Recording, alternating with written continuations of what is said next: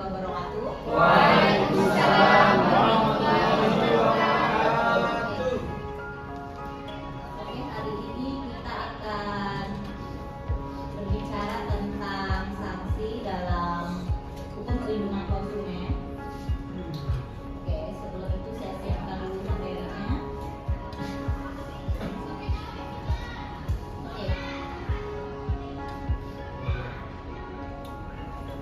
Di sini kita bisa melihat apa sih sanksi itu. Jadi kalau kita merujuk dari sini secara umum, sanksi itu adalah tindakan atau mekanisme yang diterapkan sebagai respon terhadap perilaku kita yang keliru, yang melanggar norma maupun aturan hukum, sehingga bertujuan untuk menegakkan kepatuhan dan memberikan efek jerah kepada pelanggar.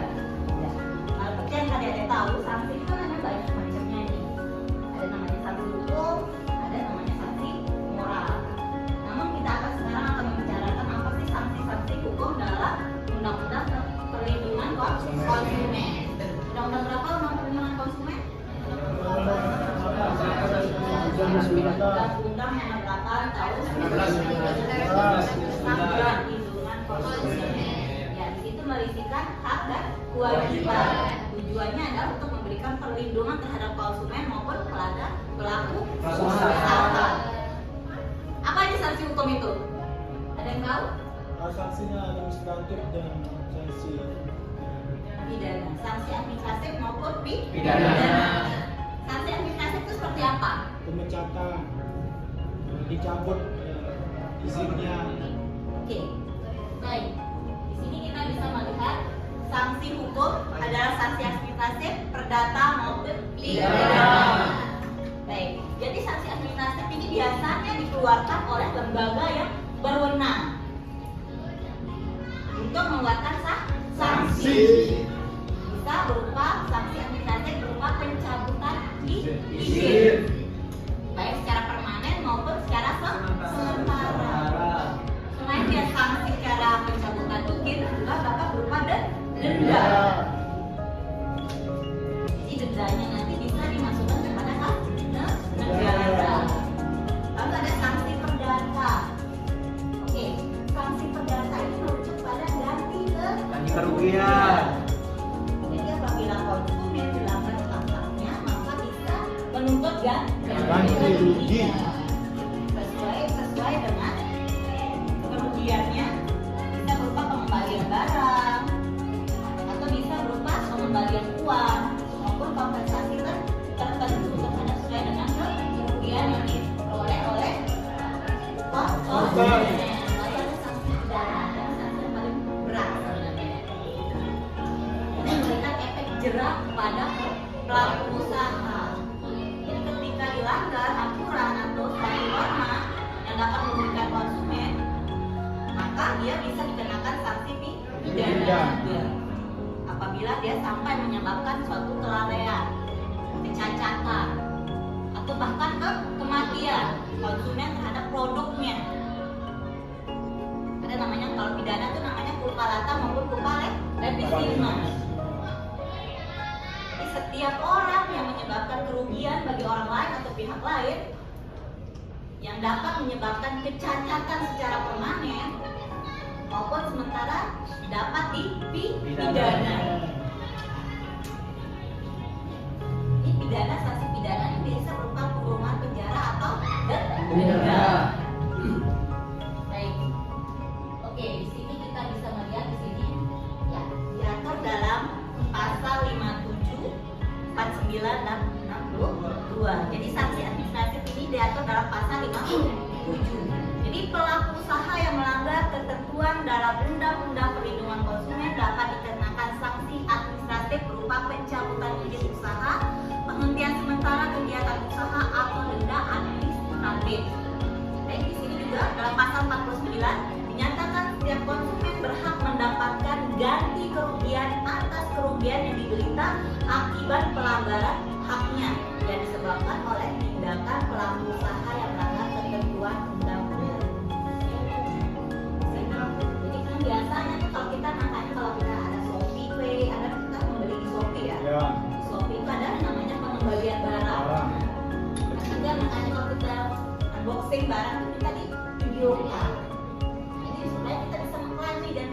kerugian. Apakah nanti pengklaiman ganti kerugian itu bisa berupa pengembalian atas barangnya diganti dengan barang yang baru, atau diganti uangnya sesuai dengan harga barang, atau bisa lebih, tergantung ya, atau kompensasi tertentu. Ya, kompensasi tertentu. Lalu di sini sanksi pidana.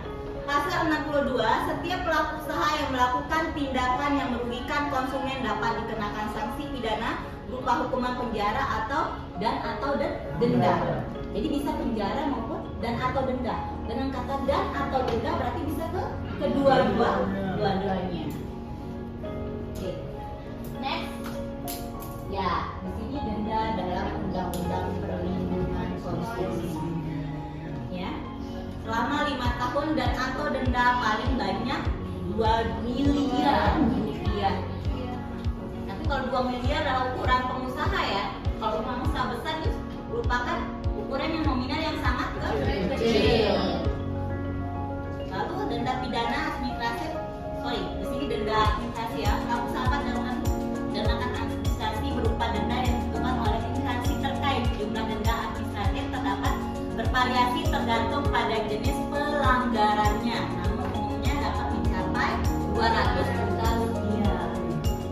Ini dapat dikenakan pada lembaga yang biasa melakukan pengawasan, berwenang untuk melakukan pengawasan terhadap kegiatan pelaku usaha bekerjasama dengan keuangan.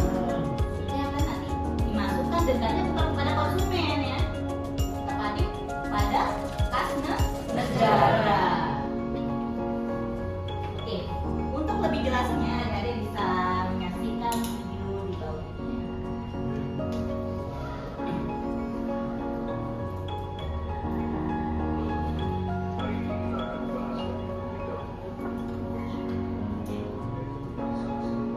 Kalian pasti penasaran apa saja yang bisa dikenakan pelaku usaha dalam pelanggaran hak. Mari kita bahas satu-satu. Pertama, ada sanksi administratif. Sanksi ini biasanya diberikan oleh Badan Perlindungan Konsumen Nasional. Bentuknya bisa bermacam-macam, mulai dari peringatan tertulis, denda, sampai pencabutan. Jadi kalau ada pelaku usaha yang produk atau jasa tidak sesuai standar, mereka bisa kena sanksi administratif. Kedua, ada sanksi pidana. Sanksi ini bertujuan untuk mengganti kerugian yang kita alami sebagai konsumen. Misalnya kalau kita beli barang yang ternyata rusak, kita bisa mengajukan gugatan perdata kita. Kalau gugatan kita diterima, pelaku usaha wajib memberikan ganti. Sanksi perdata ini penting untuk memberikan rasa keadilan bagi kita yang dirugikan. Terakhir ada sanksi pidana. Nah ini sanksi yang paling berat. Pelaku usaha yang melakukan penipuan atau kecurangan bisa dipidana. Hukumannya bisa berupa penjara atau denda yang paling besar. Misalnya kalau ada yang sengaja menjual produk berbahaya, mereka bisa dipidana karena membahayakan keuangan. Sanksi pidana ini menunjukkan keseriusan negara dalam melindungi. Jadi itulah 3 jenis sanksi dalam hukum perlindungan konsumen di Indonesia. Sanksi administratif, pidana, dan denda. Semuanya ini dibuat untuk memastikan hak kita. Buat kalian yang sedang belajar hukum, penting banget untuk memahami jenis-jenis sanksi ini supaya di masa depan bisa memberikan perlindungan. Terima kasih sudah menonton. Jangan lupa like, share, dan subscribe. Oke. Dari materi yang Ibu sampaikan tadi, apa yang kalian pahami tentang sanksi dalam hukum perlindungan konsumen? Mungkin ada yang bisa menjawab, salah satu mungkin. Dari pemaparan materi Ibu, jadi di sini cari kesimpulan sanksi terhadap sanksi yang diberikan terhadap negara ke konsumen itu berarti negara sini berperan untuk mengamankan untuk bagaimana konsumen itu mendapatkan hak-haknya dalam memenuhi semua kebutuhannya, dan negara sangat berperan penting dalam hal ini. Ya, baik, terima kasih. Mungkin Aldia bisa memaparkan pendapatnya. Aldia atau Parman, gimana Parman?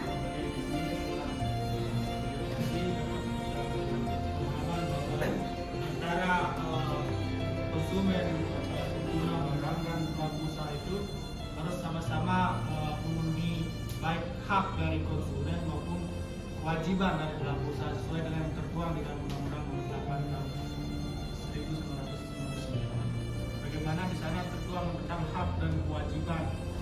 Bagaimana itu hak dari konsumen bahwa dia berhak mendapatkan barang-barang yang halal, yang baik dan sesuai dengan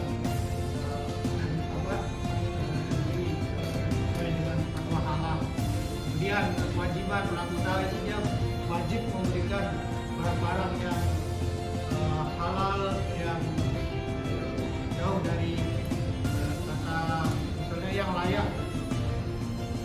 Oke, mungkin Nur atau Novila, Nur bagaimana pendapatnya dari video atau pemaparan ibu tadi kita cakap sedikit tentang sanksi ini merupakan efek jerah yang diberikan oleh pemerintah maupun lembaga perlindungan konsumen terhadap konsumen itu sendiri agar tidak ada terjadi kerugian-kerugian setelahnya dan bisa dijadikan bahan pelajaran untuk para pelaku usaha ini agar tetap berada di garisnya dan tidak melanggar, karena semua yang kalau dilanggar itu ada di dalam pasal tadi apa? Mungkin yang bilang mau menambahkan sedikit lagi. Oke. Mungkin dari beberapa penjelasan tadi juga kan kita tuh harus kayak ada dalam garis seperti tadi yang dikatakan Utari, harus pelaku usaha dan konsumen tuh harus dalam satu garis, yang dimana pelaku konsumen tuh harus memberikan kewajibannya kepada konsumen dan gitu. Terus apabila dengan sanksi ini kayak efek jerah yang diberikan oleh lembaga atau pemerintah itu untuk orang yang melakukan tindakan yang melenceng kayak gitu Bu, apabila dia kayak melanggar itu kan nanti dia tuh bisa kayak mendapatkan sanksi-sanksi yang seperti administratif, perdata dan pidana itu. Baik, jadi ya sudah cukup paham ya dengan materi ini. Jadi baik kita berbicara tentang sanksi itu berarti ada pelanggaran terhadap kewajiban ya, maupun pelanggaran terhadap hak konsumen itu sendiri. Jadi sebenarnya secara tidak langsung sebenarnya di sini adalah bagaimana negara ini memberikan proteksi terhadap konsumen. Karena konsumen ini kan memiliki posisi tawar yang lemah dibandingkan dengan pelaku usaha. Nah, pelaku usaha dari segi produk yang dia produksi dan barang yang dia perjualbelikan atau jasa yang dia perjualbelikan, mereka lebih mengetahui komponen isi atau hal yang akan ditawarkan daripada konsumen. Sehingga di sini makanya konsumen diberikan proteksi untuk dilindungi haknya oleh negara. Nah, negara membuat aturan dalam undang-undang perlindungan konsumen ini untuk memberikan proteksi itu sendiri. Jadi ada sanksi administratif, perdata maupun pidana atas pelanggaran hak maupun kewajiban dari pelaku usaha itu sendiri. Mungkin ada yang pernah dengar ada kasus-kasus tentang pelanggaran-pelanggaran terhadap hak konsumen?